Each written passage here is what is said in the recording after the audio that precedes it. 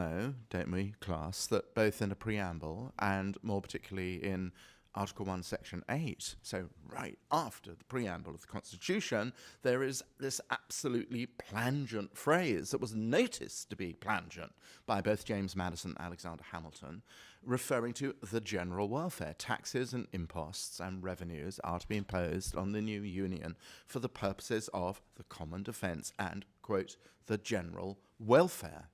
And this phrase, the general welfare, goes utterly to the heart of our contemporary considerations, wherever our political position is. Now, whether you think actually it is really in the spirit of the American political system and the Constitution in particular to entertain things like the Obama healthcare, or indeed the entirety of the New Deal legislation, or the entirety of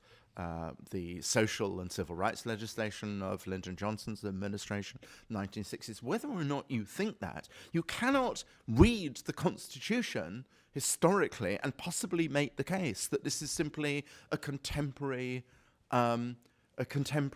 imposition on the Constitution's nation, that ultimately the Constitution was a product of a Jeffersonian philosophy of rugged individualism. That is precisely the view that Alexander Hamilton was concerned to contest with his interpretation of what the general welfare meant.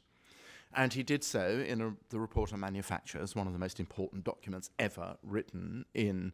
foreseeing what it was that, as the Founding Fathers said, the blessings of the Constitution were to be for the new Union, submitted to the President and Congress on the 5th of December 1790, a very important date in American history.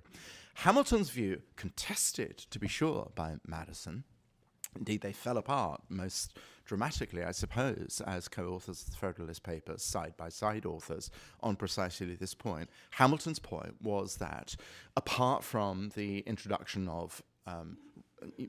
the proper appropriations of taxes for roads, canals,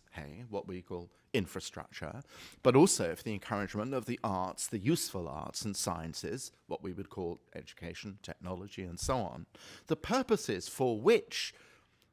taxes could legitimately be raised could not yet be foreseen and ought to be left to the judgment of Congress after Congress. It wasn't that Hamilton was saying that the phrase the general welfare was a way in which to illegitimately extend the arbitrary power of the executive. He was just saying that we don't know what the future holds, that Congress, purposes for which the Congress might be willing to entertain the legitimate use of these taxes.